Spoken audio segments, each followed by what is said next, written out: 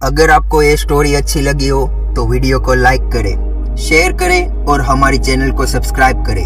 Thank you. विद्युत के सवाल पर रफीक ने काफी देर सोचा कि उसे विद्युत को सच्चाई बतानी चाहिए या नहीं। तो फिर उसे लगा कि उसे विद्युत को सच्चाई बता ही देनी चाहिए, क्योंकि कहीं ऐसा ना हो कि उसको सच्चाई ना बताकर रफीक अपने लिए एक दुश्मन पाल ले। रफीक इस वक्त शिवम को सबक सिखाने आया था, इसीलिए वो अपना सारा फोकस शिवम पर रखना चाहता था। वो नहीं चाहता था कि उसकी कोई छोटी सी भूल की वजह से वो विद्युत को कुछ ज्यादा ही नाराज कर दे और विद्युत उससे लड़ने के मूड में ना आ जाए। इसीलिए रफीक ने सोचा कि इस चूजे को अगर अपने पिंजरे में बंद करना है तो थोड़ा बहुत लालच तो देना ही पड़ेगा।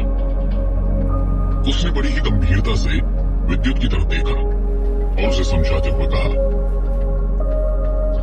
देखो ब्रांच मास्टर, वैसे तो मैंने ये बात किसी को नहीं बताई है और ना ही मैं ये बताना चाहता हूँ, पर मुझे तुम पर भरोसा है।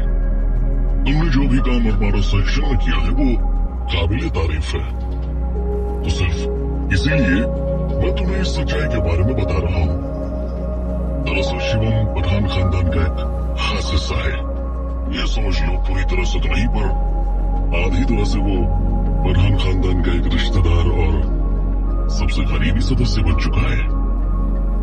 अब तुम्हें इससे ज्यादा इस मामले में और ताज्जा करने की जरूरत नहीं है। तुम शिवम को यहाँ से भगाना चाहते हो या मारना चाहते हो, ये तुम डिसाइड नहीं करोगे।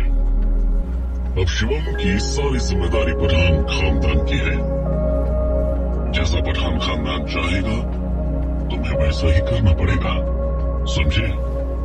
और अब दोबारा मुझसे मेरे और शिवम के बीच के रिश्ते के बारे में मत पूछना। आई होप अब सब कुछ समझ गए होंगे तुम। रफीक का जवाब सुनकर विद्युत चुप रह गया, क्योंकि उसके पास इतनी ताकत नहीं थी कि वो रफीक के आगे कोई सवाल जवाब या बहस कर सके। रफीक का ये प्रेशर विद्युत को बहुत परेशान कर रहा था। उसे ये तो समझ में आ चुका था कि अब रफीक ने यहाँ अपना कब्जा जमा लिया है और अब वो इतनी आसानी से यहाँ से नहीं जाने वाला। खैर, उसे डर शिवम का भी नहीं था। रफीक शिवम के साथ जो करे वो उसका पर्सनल मैटर है और विद्युत उसमें नहीं पड़ना चाहता था। और दिक्कत यहाँ फेन हुई मिंग की थी। विद्युत ने उस आदमी के साथ एक कॉन्ट्रैक्ट साइन किया था और अगर विद्युत उसे पूरा करने में फेल हो गया तो उसे बहुत ही भारी नुकसान होने वाला था, और नुकसान पैसे का होने वाला था। रफीक ने पहले ही बेचारे से उसकी पोजीशन छीन ली थी, यहाँ तक कि जो पैसा उसने अरमाडा सेक्शन से कमाया था वो अपने कब्जे में कर लिया था। तो अब जो कुछ उसे फेन हुई मिंग से इनाम में मिलने वाला था और जितने बिजनेस चल रहे थे वो बिजनेस भी घाटे में जाने वाला था। ये सब सोचकर विद्युत काफी परेशान था, पर उस बेचारे के पास बोलने का कोई हक नहीं था। विद्युत की झुकी हुई नजर और उदास चेहरा देखकर रफीक समझ गया कि वो इस वक्त क्या सोच रहा है। उसने विद्युत की तरफ देखा और मुस्कुराते हुए कहा, तुम्हें इतनी सड़ी सी शक्ल बनाने की कोई जरूरत नहीं है, और हाँ, आगे कोई प्लान या कॉन्ट्रैक्ट साइन करने से पहले 100 बार सोच लेना। मैं जानता हूँ तुम इस वक्त क्या सोच रहे हो। तुम यही सोच रहे हो ना, अगर शिवम यहाँ से नहीं भागा तो तुम्हारा और उसका वो क्या नाम था उस अजीब से इंसान का, फेन हुई मिंग, जो भी वो मिंचिंग है, उससे तुम्हारा कॉन्ट्रैक्ट टूट जाएगा और जो उसने तुम्हें भारी रकम देने का वादा किया है वो रकम भी तुम्हारी जेब तक नहीं पहुंच पाएगी। इसके साथ साथ तुम्हारे जितने भी बिजनेस हांगकांग में चल रहे हैं वो सब ठप हो जाएंगे और उस आदमी से दुश्मनी मोल लेने पर तुम्हें बहुत भारी नुकसान होगा। पर ये बातें तुम्हें पहले ही सोच लेनी चाहिए थी विद्युत प्रजापति, कि अरमाडा सेक्शन के नाम पर अगर पैसे कमाओगे तो पैसा तो बहुत आएगा और तुम उसे खर्च नहीं कर पाओगे, क्योंकि ये पैसा इस सेक्शन को और ऊंचाइयों तक पहुंचाने के लिए इस्तेमाल किया जाएगा। तो तुम अपने मरते दम तक जितना भी पैसा इकट्ठा कर लेते उसे कभी भी उड़ा नहीं पाते। और वैसे भी मरने के बाद कौन सा लोग पैसा छाती पर रखकर निकल जाते हैं। तो मजे करो और शांत रहो और रफीक पठान के राज में खुश रहो। मैं नहीं चाहता कि गुरुजी या कोई भी तुम्हें देखकर ये महसूस करे कि रफीक अपने छोटों का ख्याल अच्छे से रख नहीं रहा है। मैं ये लाइन नहीं सुनना चाहता। अब तुम सब कुछ सही से समझ चुके होंगे। रफीक की बातें सुनकर विद्युत ने उसकी तरफ देखा और गंभीरता से सिर हिलाकर हाँ में जवाब दे दिया। विद्युत को हामी भरते देखने के बाद रफीक ने उसके पीछे खड़े बॉडीगार्ड की तरफ देखा और थोड़ी तेज आवाज में कहा, वेरी गुड। तो बॉडीगार्ड जी, आपके ब्रांच मास्टर मेरे अंडर काम करने के लिए तैयार हो गए हैं। अब मैं आपको भी ऐसा ही लंबा चौड़ा लेक्चर दूं या आप बिना लेक्चर के काम कर लेंगे?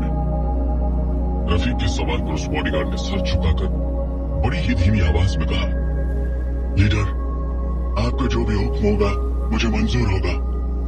उस बॉडीगार्ड की बात से रफीक बहुत खुश हो गया और मुस्कुराते हुए बोला, अरे वाह, यहाँ तो नौकर मालिक से ज्यादा समझदार है। अच्छी बात है, मेरा समय बच गया। अब मेरा मुंह देखना बंद करो और जल्दी से जल्दी बताओ कि वहाँ क्या हो रहा है। मुझे सब कुछ जानना है अभी इसी वक्त। रफीक की बात सुनकर उस बॉडीगार्ड ने सिर झुकाकर उसे सब कुछ बताते हुए कहा, लीडर, जब वो प्रेत आत्मा यहाँ से जा रही थी तो हमने उनकी बॉडी में कैमरा और माइक लगा दिया था ताकि हम उन पर नजर रख सकें। तो उस कैमरे और माइक से मुझे सब कुछ पता चला है कि वो लड़ाई कुछ देर पहले ही खत्म हो चुकी है और वो 6 प्रेत आत्माएं हार गई हैं। शिवम ने उन्हें बहुत ही कम समय में हरा दिया। उन प्रेत आत्माओं की सारी मार्शल आर्ट की स्किल्स सब कुछ खत्म और बर्बाद हो गया है। यहाँ तक कि शिवम ने उनकी हड्डी पसलियां कर दी है। इसके साथ साथ मैंने वो पूरी लड़ाई यहाँ अपनी वॉच में देखी, पर मैं शिवम की लड़ाई की तकनीकी और ताकत के बारे में कुछ नहीं जान पाया। मुझे नहीं पता चल रहा है कि शिवम ने ये ताकत कहाँ से पाई है और ये सब कुछ कहाँ से सीखा है। जैसे ही उस बॉडीगार्ड ने अपनी बात खत्म की, वहां का माहौल बिल्कुल शांत हो गया। एकदम पिन ड्रॉप साइलेंस। कोई कुछ नहीं बोल रहा था। वहीं विद्युत बहुत ही हैरानी से अपनी जगह खड़ा हुआ था। उसने ये पूरा संदेश सुना तो उसका दिमाग खराब हो गया। उसके चेहरे पर शर्म और गुस्सा साफ साफ झलक रहा था। उसे उम्मीद भी नहीं थी कि ये लड़ाई इतनी जल्दी खत्म हो जाएगी और उसकी वो प्रेत आत्माएं शिवम को एक खरोच तक नहीं पहुंचा पाई। वो यकीन करे न करे, पर विद्युत ने उन्हें सिखाने में अपनी जान लगा दी थी। जितना उसे आता था उसने उन्हें उससे ज्यादा सिखाने की कोशिश की थी और जब उसका रिजल्ट ये आया तो विद्युत बहुत परेशान था। उसे गुस्सा इस बात से नहीं आ रहा था कि वो लोग शिवम से हार गए। उसे गुस्सा इस बात से आ रहा था कि वो लोग शिवम से इतनी जल्दी हार गए। जो ताकत वो लोग अपने अंदर समाये हुए थे वो इस पूरे हांगकांग को हिला सकती थी, तो वो एक आदमी को नहीं हरा पाए। खैर, दिक्कत ये थी कि ये सब कुछ रफीक पठान के सामने हुआ, जो इस सेक्शन का कुलपति है। अब वो चाहे तो विद्युत प्रजापति को अनमारा सेक्शन से भी निकाल कर बाहर कर सकता था। इस वक्त विद्युत को बहुत गुस्सा आ रहा था। उसकी आंखों में वो गुस्सा साफ झलक रहा था। ये 6 प्रेत आत्मा उसके दाहिने हाथ थी। उसे जहां भी मुश्किल महसूस होती थी वो हमेशा इन्हीं भेजता था, पर तब भी ये उस शिवम का कुछ नहीं बिगाड़ पाई। विद्युत को समझ नहीं आ रहा था कि ये शिवम किस लेवल का एक्सपर्ट है और उसने ये सारी चीजें कहां से सीखी है। उसे जानना था कि आखिर ऐसी कौन सी विद्यापीठ है जो इतनी भयंकर मार्शल आर्ट या इतनी भयंकर लड़ाई की तकनीक सिखा रही है। जो लॉस इस वक्त विद्युत प्रजापति को हुआ था वो किसी भी रकम से पूरा नहीं किया जा सकता था। वो बेचारा चुपचाप सिर झुकाए रफीक के सामने खड़ा था और रफीक उसकी इस हार के लिए उसे ताना देने से पीछे नहीं हट सकता था। उसने मुस्कुराते हुए विद्युत की तरफ देखा और उसे चिढ़ाते हुए कहा, हमारी इतनी ट्रेन्ड और क्वालिफाइड फाइटर्स शिवम से इतनी आसानी से हार गए। क्या हुआ विद्युत, तुम्हें तो अपने इन 6 प्रेत आत्माओं पर बहुत भरोसा था ना? तुम्हें ऐसा लगता था कि ये सब कुछ तहस नहस कर सकते हैं, पर यहाँ तो इनको तहस नहस कर दिया गया। ये सिखाया था तुमने, इसके बलबूते तुम इतना उछल रहे थे। तुम तो पूरे हांगकांग को क्या, पूरे भारत को, पूरी दुनिया को अपने कब्जे में करने की हिम्मत रखते थे। जिस हिसाब से मैंने तुम्हारे बारे में गुरुजी से सुना था, गुरुजी मुझसे ये कहते थे कि तुम बहुत जल्द इस ब्रांच को दुनिया की सबसे बड़ी ब्रांच बना दोगे और सब पर राज करोगे। ऐसे ऐसे राज करोगे, इन 6 बेवकूफों के साथ राज करोगे तुम। विद्युत का मजाक बनाकर रफीक को बहुत खुशी हो रही थी। ये हार रफीक के लिए बहुत बड़ी जीत थी। आज जो शिवम ने विद्युत की 6 प्रेत आत्माओं को हराया है, वो रफीक के लिए आगे बहुत काम आने वाला था, क्योंकि उसे विद्युत की एक कमजोरी मिल गई थी। अब वो इस कमजोरी के बलबूते अपने आप को दूध की तरह साफ प्रूव कर सकता है। वो अपने गुरुजी को भविष्य में ये दिखा सकता है कि विद्युत बहुत ही कमजोर था और वो इस ब्रांच के काबिल नहीं था। इसलिए उसने उसकी जगह छीनकर ये कुर्सी खुद संभालना शुरू कर दिया। इन सब के साथ साथ शिवम ने रफीक को यह सोचने पर मजबूर कर दिया था कि जिस आदमी को उसकी बहन ने चुना है, उसमें सच में कोई अलग बात है। शिवम वो नहीं जो रफीक उसके बारे में सोच रहा था। शिवम उससे काफी अलग है, उसकी असलियत कुछ और है और रफीक को उसकी असलियत तक पहुंचना ही पहुंचना है। रफीक विद्युत का मजाक बना रहा था, पर बेचारा विद्युत इस मजाक को और सहन नहीं कर सकता था। उसने सोचा कि ये ताने सुनने से अच्छा है कि वो खुद जाकर शिवम से लड़े और खुद को प्रूव करके दिखाए कि वो रफीक पठान से ज्यादा काबिल है। इस ब्रांच को संभालने के लिए और खुद की काबिलियत साबित करने के लिए विद्युत ने बड़ी गंभीरता से रफीक की तरफ देखा और उससे कहा, mister Pathan, I am sorry. मुझे बिल्कुल उम्मीद नहीं थी कि मेरे आदमी इतनी आसानी से हार जाएंगे, और उनकी गलती का ये भुगतान मैं खुद करूंगा। मैं शिवम को इस तरह नहीं छोड़ सकता। उसने मेरे दाहिने हाथ पर वार किया है और उसके इस वार का जवाब मैं दूंगा। मैं खुद जाकर शिवम से लड़ना चाहता हूँ। मेरा प्लान भी कुछ ऐसा ही था। मैंने सोच रखा था कि अगर मेरी टीम शिवम को नहीं हरा पाई तो उससे लड़ने के लिए मैं खुद जाऊंगा, और अब मैं उससे लड़ने जाना चाहता हूँ। प्लीज मुझे मेरे प्लान के अनुसार ही काम करने दीजिए। मैं आपसे हाथ जोड़ता हूँ। जब रफीक ने विद्युत का ये जवाब सुना तो वो काफी खुश हो गया। वो यही तो चाहता था कि धीरे धीरे विद्युत का अस्तित्व इस सेक्शन से हट जाए, ताकि इस सेक्शन पर सिर्फ और सिर्फ रफीक का राज हो। उसने सोचा कि अगर वो विद्युत को शिवम से लड़ने भेज देता है तो उसके लिए सारे दरवाजे खुल जाएंगे। मतलब या तो शिवम विद्युत को खत्म कर देगा, मार डालेगा, जड़ ही खत्म कर देगा, या फिर उसकी ऐसी हालत कर देगा कि ये इंसान दोबारा कभी इस गद्दी पर बैठने के लायक ही नहीं बचेगा। और गुरुजी खुद इसे अरमाड़ा सेक्शन की सबसे नीची पोजीशन पर बैठा देंगे। इसीलिए रफीक ने विद्युत को नहीं रोका और मुस्कुराते हुए बड़ी धीमी आवाज में उसे जवाब दिया, देखो विद्युत, शिवम ने तुम्हारे आदमियों को नुकसान पहुंचाया है, तुम्हारी इज्जत पर हाथ डाला है। इसलिए मैं तुम्हारा दुख बहुत अच्छे से समझता हूँ, और कुलपति होने के नाते मेरा फर्ज है कि मैं अपने से नीचे पोजीशन वाले हर आदमी की बात सुनूं और उन्हें अपनी मर्जी का कुछ काम करने दूं। इसलिए मैं तुम्हें रोकूंगा नहीं।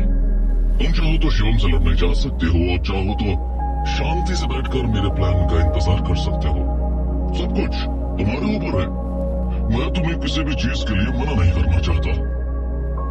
विद्युत को रफीक का ये प्लान समझ नहीं आ रहा था और उसने सोचा कि चलो, एक बात तो अच्छी हुई कि उसे अपने प्लान के अनुसार काम करने की इजाजत मिल गई। उसने सिर झुकाकर रफीक से कहा, नहीं लीडर, मैं यहाँ चुपचाप नहीं बैठ सकता। मैं अभी जाकर शिवम से लड़ूंगा और जीत कर भी आऊंगा। अब मुझे अब जाने की इजाजत दे। विद्युत की बात मानकर रफीक ने तुरंत उसे जाने के लिए हामी भर दी और उसे जाते हुए देखकर उसे बड़ी खुशी मिल रही थी। वहीं विद्युत भी तुरंत पूरे जोश के साथ सीढ़ियों से नीचे उतरकर शिवम के ऑफिस की तरफ जाने लगा। वो हैरान था कि आखिर रफीक ने इस मामले में टांग क्यों नहीं अड़ाई। खैर, वो ये सोचकर टाइम वेस्ट नहीं करना चाहता था। वो जल्द से जल्द शिवम को सबक सिखाना चाहता था। इधर विद्युत शिवम को सबक सिखाने के लिए उसके ऑफिस की तरफ बढ़ रहा था। उधर अपने ऑफिस के अंदर शिवम बड़ी शांति से एक कोने में खड़ा था और उसके चेहरे के भाव बहुत ही शांत और सरल थे। वहीं उसके सामने काले कपड़ों में कुछ 6 प्रेत आत्माएं नीचे जमीन पर अपने घुटनों पर बैठी थी। उनके लीडर कालिके के मुंह से खून निकल रहा था। उन सब के ब्लेड पूरी तरह से टूट गए थे और उनमें उन लोगों का ही खून लगा हुआ था। शिवम को एक खरोंच तक नहीं पहुंची थी और उन 6 लोगों को जगह जगह चोटें लगी थी और वो काफी बुरी तरह से घायल भी थे। हालांकि इतना सब कुछ होने के बाद किसी के अंदर हिम्मत नहीं थी कि वो शिवम के सामने कोई सवाल जवाब कर सके, मगर कालिके काफी ताकतवर था। इतना घायल होने के बाद भी उसके अंदर उसका आत्मसम्मान नहीं टूटा। उसने शिवम की तरफ देखा और बड़ी धीमी आवाज में उससे सवाल पूछते हुए कहा, आपने ये सारी ताकत और ये तकनीक कहां से सीखी है? ऐसी कौन सी विद्यापीठ है जिसने आपको शिक्षा दी है, जिससे विद्या ग्रहण करके आप इतने ताकतवर बने हैं?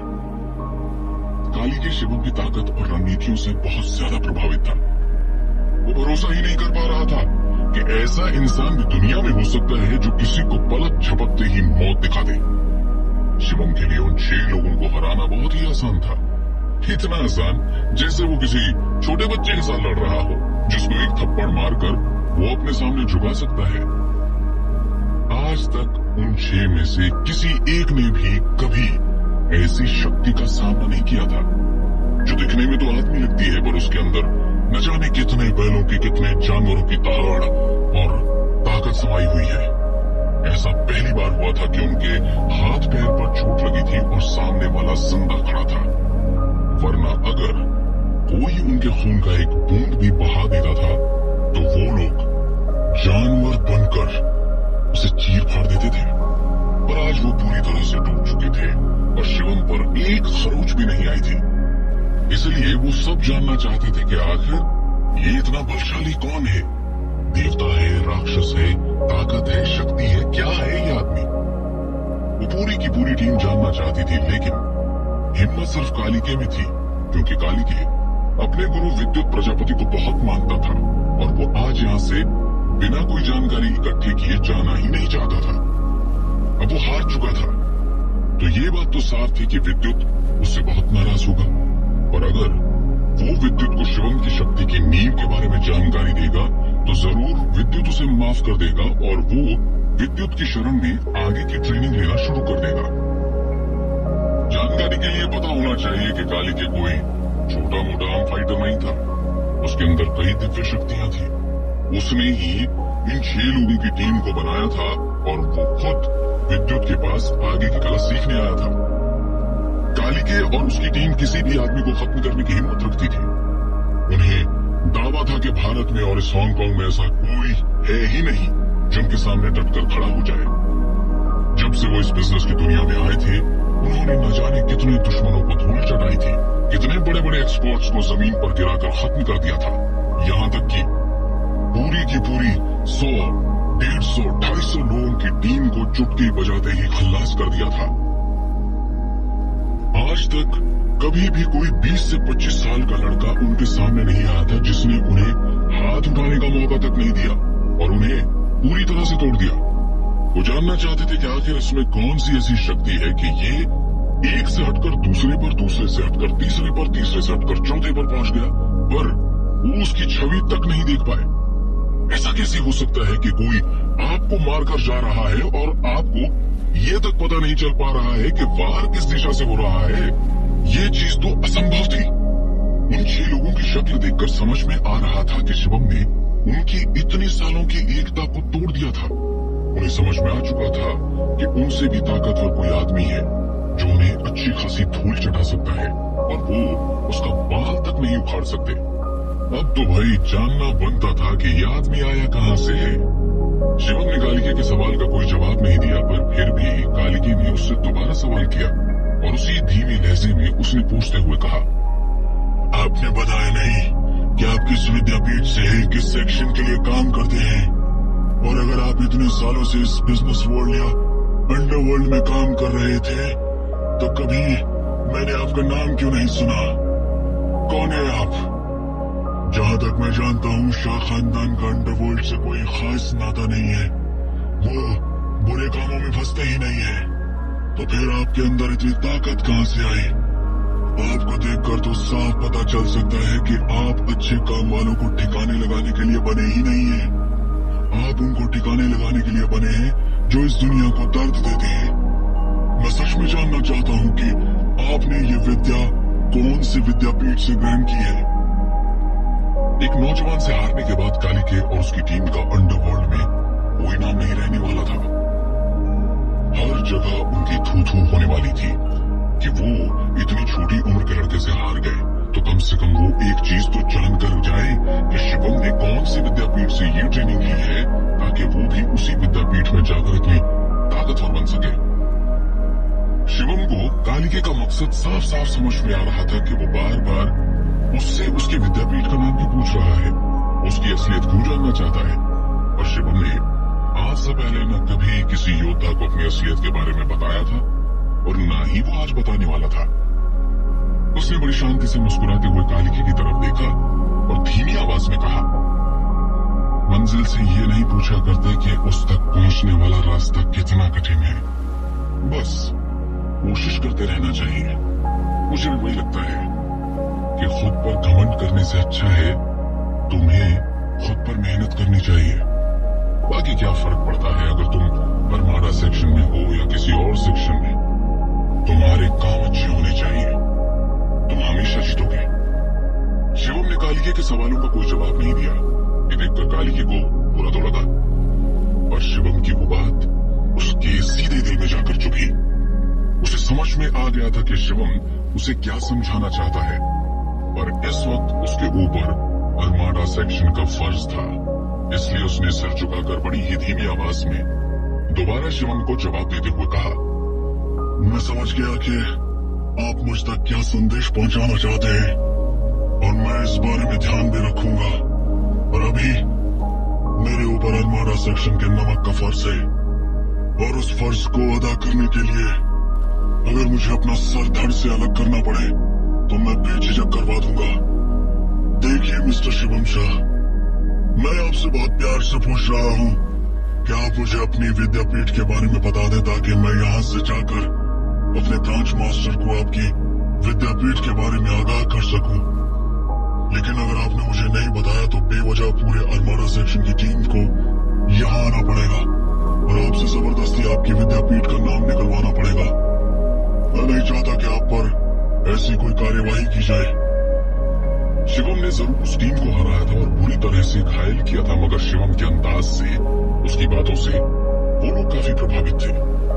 कालिके की बात खत्म होते ही उन पांचों में से एक आदमी ने दोबारा कालिके की बात में हामी भरते हुए कहा, हाँ सर, कालिके सर बिल्कुल सही कह रहे हैं। आपने हमारे साथ लड़ाई की है, आपकी वजह से हमारी पूरी टीम तहस नहस हो गई है, और ये चीज अरमाडा सेक्शन कभी भी बर्दाश्त नहीं कर पाएगा, क्योंकि हम उनके काफी काबिल योद्धा हैं, और हमारी ये हालत करने पर इस मामले को इतनी शांति से खत्म नहीं होने देंगे।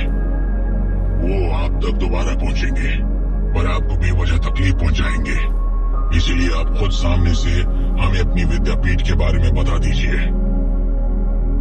कालिके और उसकी टीम के एक सदस्य की बात सुनकर शिवम ने मुस्कुराते हुए कहा, तुम लोग बेवकूफ हो या बेवकूफ वाली बातें कर रहे हो? मैंने अरमाडा सेक्शन के सबसे काबिल फाइटर्स का ये हाल कर दिया, तो क्या यहाँ 100-200 आदमी आ जाएंगे तो मेरे हाथों से बच जाएंगे? तुम्हें सच में ऐसा लगता है कि मुझे हराना इतना आसान है?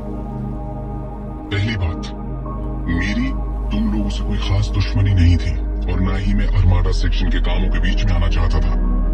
तुम लोगों ने बेवजह मेरे ऑफिस में घुसकर मेरी इजाजत के बगैर मुझ पर हमला करने की कोशिश की। वो तो शुक्र मनाओ कि मैं तुम्हें जिंदा छोड़ रहा हूँ, सिर्फ और सिर्फ इसलिए क्योंकि तुमसे या अरमाडा से मेरा कोई लेना देना नहीं है।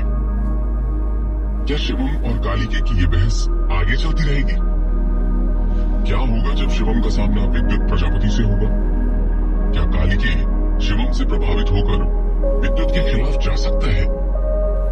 अगर आपको ये स्टोरी अच्छी लगी हो तो वीडियो को लाइक करें, शेयर करें और हमारी चैनल को सब्सक्राइब करें। Thank you.